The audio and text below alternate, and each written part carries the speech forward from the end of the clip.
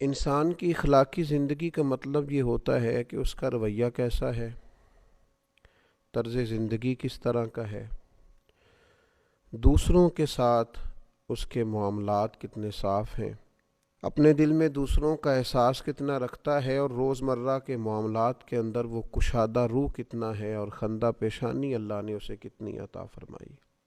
ہم نبی اکرم نور مجسم شفیع معظم آقا دو عالم رحمت عالم صلی اللہ تعالی علیہ وسلم کے ماننے والے، ہم کریم محبوب علیہ السلام کے دروازے کے گدا اور غلام ہیں۔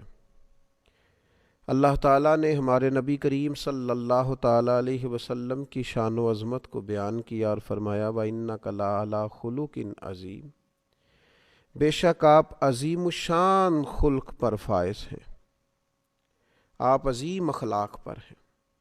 نبی کریم صلی اللہ تعالی علیہ وسلم کے اخلاق حسنہ نے، کردار و عمل نے دنیا کو دین کی طرف مائل کر لیا۔ شروع میں بڑی سخت مخالفت کرنے والے، پتھر کی طرح مزاج رکھنے والے، اور اپنے لفظوں کو بڑا تلخ اور ترش کر کے پیش کرنے والے رسول پاک کے اخلاق کے سامنے بڑی جلدی ہتھیار ڈالتے ہوئے دکھائی دیے۔ وہ کئی دفعے ہاتھوں میں روڑے، پتھر، خنجر، تلواریں اٹھا کے آئے، پر کریم محبوب صلی اللہ تعالی علیہ وسلم کے اخلاق حسنہ کا مقابلہ نہیں کر سکے۔ رسول پاک علیہ السلام کی میٹھی گفتگو کا کوئی توڑ ان کے پاس موجود نہیں تھا۔ حضور کے لب و لہجے کی شائستگی، کریم محبوب کا مسکراتا چہرہ، میٹھی، دھیمی، ٹھنڈی، دل موہ لینے والی باتیں، اور دلوں میں گھر کرتا ہوا لہجہ، الفاظ کی شرینی، اور رسول پاک صلی اللہ تعالی علیہ وسلم کا ناصحانہ انداز اور مائل کرتا ہوا لہجہ، اپنی مخالفت کرنے والے بھی اپنی تنہائیوں میں سوچا کرتے تھے کہ کبھی اس کریم کے غلام بن جائیں نا۔ بحث کر کے معاذ اللہ لوٹ کر جانے والے بھی رستوں میں کہا کرتے تھے لفظ لفظ سچا ہے، بات بات خوشبو والی ہے، ایک ایک جملے سے شہد ٹپکتا ہے، قریب جانے کو نہیں قربان ہو جانے کو دل کرتا ہے۔ یہ جو اخلاقی رویہ ہوتا ہے یہی تو انسان کی اصل پہچان ہوتا ہے۔ اس کا جو اخلاقی رویہ ہوتا ہے وہی سوسائٹی کے اندر اس کے مقام کو متعین کرتا ہے۔ اگر کوئی شخص کہے کہ میں اپنے مال کے زور پر اپنے آپ کو منوا لوں، تو نبی پاک علیہ السلام نے فرمایا تم مال کے زور پر لوگوں کے دلوں میں گھر نہیں کر سکتے۔ تو یا رسول اللہ صلی اللہ تعالی علیہ وسلم پھر کس طرح لوگوں کے دلوں میں بسا جا سکتا ہے؟ تو فرمایا اپنے اخلاق کے زور پر۔ تمہارا اخلاقی رویہ ہے جو لوگوں کے دلوں میں تمہارے لیے گھر بنائے گا، جگہ بنائے گا۔ اس لیے نبی پاک علیہ الصلاۃ والسلام کی زندگی کے جو اخلاقی پہلو ہیں اور اخلاقی پہلوؤں کا جو خاص حسن ہے اس پر ایک نظر ڈالنا بڑا ضروری ہے۔ ایک تو یہ ہے کہ بہت عالمی، قومی، ملی باتیں کی جائیں، حضور کی زندگی ہر جگہ فیض دیتی ہے، اس پر بھی گفتگو ہو سکتی ہے، لیکن آج کی نشست میں کچھ چند ایک ایسی خاص باتیں جن کی ہر لمحہ، ہر گھڑی ہمیں اپنی نجی، عائلی اور ذاتی زندگی میں ضرورت پڑتی ہے، ان میں سے حضور علیہ السلام کی بارگاہ سے، اخلاق عالیہ سے چند باتیں آپ کی خدمت میں عرض کرنی ہیں۔ سب سے پہلی بات تو یہ کہ نبی پاک علیہ الصلاۃ والسلام نے اخلاقی زندگی پر زور بہت زیادہ دیا، بلکہ رسول پاک علیہ الصلاۃ والسلام نے فرمایا میں تو دنیا میں بھیجا ہی اس لیے گیا ہوں تاکہ حسن اخلاق کو مکمل کروں۔ اور پھر حضور علیہ الصلاۃ والسلام نے فرمایا کہ میں اس حسن اخلاق کو کس طرح مکمل کروں؟ گویا یہ بھی حضور نے ہمیں بتلایا کیسے مکمل ہوگا۔ فرمایا وہ میں اس لیے مکمل کروں گا کہ مجھے میرے رب نے ادب سکھایا ہے، سو بہت ہی اعلیٰ سکھایا۔ اب وہ آداب جو میں نے اپنے مالک کریم سے سیکھے ہیں گویا وہ تمہیں سکھائے جائیں گے، اور وہ خوب آداب ہیں، ان آداب کو سیکھنا ہے اور اپنی زندگی میں ان کو لازمی طور پر شامل کرنا ہے تاکہ زندگی خوشبو والی بھی ہو، زندگی با مقصد بھی ہو، زندگی با معنی بھی ہو، زندگی سے تکلفات نکلیں۔ صرف چند باتیں نبی پاک علیہ الصلوۃ والسلام کے اخلاق عالیہ کی۔ سب سے پہلے تو حضرت ابو ہریرہ رضی اللہ تعالیٰ عنہ روایت کرتے ہیں، ادھر انداز دیکھیے، آپ کا جو مخالف ہوتا ہے اس کے لیے کئی دفعہ انسان کی زبان سے بد دعائیں نکل جاتی ہیں، اس کے بارے میں سخت جملے نکل جاتے ہیں، اور لوگ جب تکلیف دیتے ہیں، ستاتے ہیں، تو رد عمل کے طور پر بہت ساری گفتگو انسان سے سرزد ہوتی، اور یہ کوئی ایسی بات نہیں ہے، یہ طبی تقاضا ہوتا ہے، بے ساختہ بھی بعض اوقات کچھ گفتگو نکل جاتی۔ تو حضرت ابو ہریرہ رضی اللہ تعالیٰ عنہ روایت کرتے ہیں کہ رسول اللہ صلی اللہ علیہ وسلم سے عرض کیا گیا مشرکین کے خلاف دعا مانگیں، کیا مختصر سا جواب حضور نے ارشاد فرمایا، نبی رحمت علیہ السلام فرمانے لگے، مجھے لعنت کرنے والا نہیں بنا کے بھیجا گیا، مجھے تو رحمت بنا کے بھیجا گیا، تو جو کام ہم کرنے آئے ہیں وہی کریں گے، گویا رحمت بنا کے بھیجا گیا ہے تو گفتگو بھی رحمت کی ہوگی، فضل و احسان کی ہوگی، کرم کی ہوگی، یہ مسلم میں موجود ہے۔ پھر انسانی زندگی کا ایک پہلو تو یہ ہوا کہ انسان اپنے مخالفین کے بارے میں بھی لعنت ملامت کا رویہ اختیار نہ کرے، اور ایک دوسرا پہلو ہوتا ہے انسانی زندگی میں کہ انسان جلد باز ہوتا ہے، تنگ پڑتا ہے بعض اوقات بڑی جلدی۔ اس کے لیے ہمارے ہاں پنجابی میں ایک لفظ بولا جاتا ہے، شاید وہ اس مفہوم کو زیادہ واضح کرے کہ جناب سوڑے پہ گئے ہو تسی،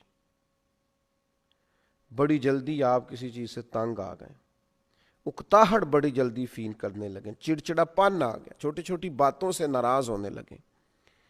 یہ چیز انسانی رویے کو بڑا گھٹن والا سا کر دیتی ہے، اور اگر پورے گھر کے اندر ایک شخص بھی ایسا ہو نا جس کی طبیعت اس طرح کی ہو کہ وہ سوڑا بڑی جلدی ہو جاتا ہے اور تنگ بڑی جلدی ہوتا ہے، اور اس کی طبیعت کے اندر گھٹن بڑی جلدی پیدا ہوتی ہے، تو وہ سارے ماحول کو متاثر کرتا ہے۔ اب دیکھیے نبی پاک علیہ السلام کی زندگی سے ہمیں کس طرح فیض لینا ہے۔ حضرت انس بن مالک رضی اللہ تعالیٰ عنہ ارشاد فرماتے ہیں، میں نے 10 سال رسول پاک کی خدمت کی ہے، یہ ترمذی میں موجود ہے، 1 2 3 4 دن نہیں، 10 سال مسلسل میں حضور کی خدمت میں رہا ہوں، نبی کریم نے کبھی مجھے اف تک نہیں کہا۔ فرماتے ہیں کبھی نہیں کہا یہ کیوں ہوا، یہ کیوں ہوا، ظاہر ہے انسان ہیں، تبھی تقاضے ساتھ ہیں، بعض اوقات کام میں اوپر نیچے بھی ہو جاتا ہے۔ حضرت انس خود اپنے ایسے واقعات بھی بتاتے ہیں کہ محبوب نے کہیں کام کو بھیجا لیکن میں بچوں کے ساتھ کھیلنے لگا، ایسے مواقع پر بھی کبھی حضور کی طبیعت کے اندر معاذ اللہ کوئی تنگی نہیں دیکھی۔ اس اخلاقی پہلو کو اپنانے کی بڑی اشد ضرورت ہے کہ مزاج میں تنگی نہ ہو، گھٹن نہ ہو، ذرا ذرا سی بات سے تلخ ہو جانا، ذرا ذرا سی بات سے ناراض ہو جانا، اور اس طرح کے لوگ خود بڑی تکلیف میں آتے ہیں، اپنے آپ کو اذیت دیتے ہیں، اپنے دل میں پریشانی محسوس کرتے ہیں، بے چین، بے قرار اور پراگندہ کیفیات اور حالات کا شکار ہوتے ہیں۔ تو حضور کے اخلاق سے فیض لیا جائے۔ حضرت انس بن مالک کہتے ہیں کبھی اف نہیں کہا، گویا سایہ ہی ملا، کرم ہی ملا، عطا ہی ہوئی۔ تیسری بات نبی پاک علیہ الصلوۃ والسلام کے اخلاق میں ہمیں ملتی ہے، یہ بخاری شریف میں حضرت ابو ہریرہ رضی اللہ تعالیٰ عنہ سے حدیث مروی ہے۔ حضرت ابو ہریرہ رضی اللہ تعالیٰ عنہ روایت فرماتے ہیں کہ رسول اللہ صلی اللہ تعالیٰ علیہ وسلم نے کبھی کسی کھانے کی مذمت نہیں کی، کبھی کسی کھانے کی برائی نہیں کی۔ اگر آپ صلی اللہ تعالیٰ علیہ وسلم کو کوئی کھانا، کوئی چیز پسند ہوتی تو کھا لیتے، ورنہ چھوڑ دیتے، لیکن یہ میری من پسند چیز نہیں آئی، یہ نہیں بنایا گیا، یہ نہیں کیا گیا، یہ عائلی زندگی کو، نجی زندگی کو بڑا متاثر کرتا ہے، دوستوں کی محافل کو بڑا بھائی میں یہ نہیں کھاتا، یہ آپ کیا لے آئے، یہ انسان کی زندگی کو ایک متاثر کرنے، اگرچہ یہ چیز معمولی ہے دیکھنے میں کہ کسی شخص نے کسی چیز کو کہہ دیا مجھے ناپسند ہے، لیکن نجی زندگی کو بہت متاثر کرتی ہے۔ اگر آپ کو کوئی چیز پسند نہیں ہے تو بھائی باقیوں کو تو پسند ہے نا، آپ کو کوئی سبزی پسند نہیں ہے تو باقیوں کو تو پسند ہے، لیکن آپ کے رویے کا انداز اتنا عجیب ہے کہ آپ گویا باقیوں کو بھی جبراً اس سے روکنا چاہ رہے ہیں، آپ کو پسند نہیں، آپ چھوڑ دیجئے۔ یہ رسول پاک صلی اللہ تعالی علیہ وسلم سے سیکھنے والی ایک اہم بات. پھر چوتھی بات حضرت جابر رضی اللہ تعالیٰ عنہ بیان کرتے ہیں، یہ بھی بخاری میں موجود ہے. فرماتے ہیں نبی پاک صلی اللہ تعالیٰ علیہ وسلم سے جب بھی کسی چیز کا سوال کیا جاتا حضور کبھی نہ فرماتے. رویے کی سخاوت، کرم کی برکھا دینے کا انداز، ایسا کوئی محبوب کہیں ہوگا نہ کہیں ہے. بیٹھا ہے چٹائی پہ مگر عرش نشیں ہے، اور ملتا نہیں کونین کو کیا کیا تیرے در سے. ایک لفظ نہیں ہے جو تیرے لب پہ نہیں ہے. حضور نے کبھی نہ نہیں فرمایا، ہمیشہ عطا کرتے، اور اپنی امت کو بھی سبق دیا اس بات کا. حضور فرماتے ہیں بندہ دل کا غنی ہوتا ہے، اس کے مزاج میں وسعت ہونی چاہیے، تباً اسے سخاوت کرنی چاہیے. بڑی جلدی بڑی چیزوں کے بارے میں انکار کر دینا اور کسی بخیلی کا شکار ہونا یہ مومن کی شان نہیں ہے. پانچویں بات، بڑی اہم، بڑی بنیادی، بڑی ضروری بات، جو لوگ کہتے ہیں جی میں تو اپنے اوپر کنٹرول ہی نہیں کر پاتا، میں بڑا سخت ہوں. بعض لوگوں کے بارے میں پھر میں نے کوشش کی لیکن میں کر نہیں پایا، وہ ذرا غور کریں. یہ بھی مسلم شریف میں سیدہ طیبہ طاہرہ حضرت عائشہ صدیقہ رضی اللہ تعالیٰ عنہ کی روایت موجود ہے. ارشاد فرماتی ہیں نبی پاک علیہ الصلوۃ والسلام نے اللہ تعالیٰ کی راہ میں جہاد کے سوا کبھی کسی کو اپنے ہاتھ سے نہیں مارا. یہاں تک کہ ارشاد فرماتی ہیں نہ کبھی کسی عورت پر ہاتھ اٹھایا، نہ کبھی کسی خادم کو مارا، کبھی نہیں مارا نبی پاک نے جہاد کے علاوہ کسی کو. میں عرض کروں گا وہ لوگ جو سمجھتے ہیں کہ ہر چیز کا انداز ڈنڈا ہے اور ہر جگہ ہمیں سختی ہی کرنی ہے، کبھی طلباء پر، کبھی خدام پر، کبھی غرباء پر، کبھی کسی ماتحت پر، وہ غور کریں. یہ روایت جو مسلم شریف میں موجود ہے سیدہ عائشہ صدیقہ رضی اللہ تعالی عنہ کی، یہ ایک بہت بڑا ہمارے سامنے اخلاقی رویہ حضور علیہ السلام کی بارگاہ سے خیرات لے کر رکھتی ہے کہ ہمیں غور کرنا چاہیے اپنے رویے پر. کبھی کسی کو نہیں مارا نبی پاک علیہ السلام، کبھی کسی عورت پر ہاتھ نہیں اٹھایا.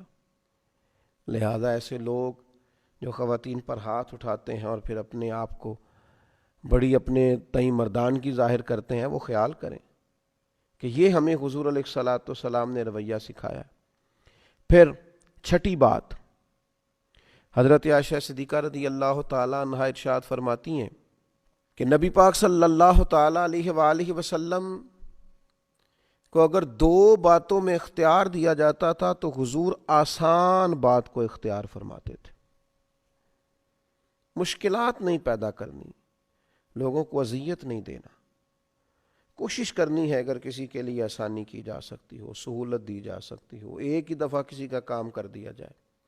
اگر آپ کے اختیار میں ہے تو کسی کی مشکل میں جلد اس کے لیے گنجائش پیدا کی جائے، بلا وجہ لوگوں کو تکلیف میں نہ ڈالا جائے. اور پھر ساتویں بات، اسی حدیث کا اگلا حصہ حضرت عائشہ صدیقہ رضی اللہ تعالیٰ عنہ فرماتی ہیں نبی پاک علیہ السلام نے اپنی ذات کے لیے کبھی کسی سے انتقام نہیں لیا. ہاں اگر کوئی اللہ کی حدود کی خلاف ورزی کرتا تھا تو آپ اللہ تعالیٰ کی رضا کے لیے اسے سزا دیتے. ذات کے لیے کتنے جھگڑے ہمارے جو صرف ذاتی ہیں، اور کتنی دور تک چلے گئے اور کتنی حدوں کو ہم نے کراس کر لیا. تو اپنی ذات کا بت نہ بنائیں معاذ اللہ. اپنی ذات کے لیے حضور علیہ السلام نے کبھی کسی سے انتقام نہیں لیا.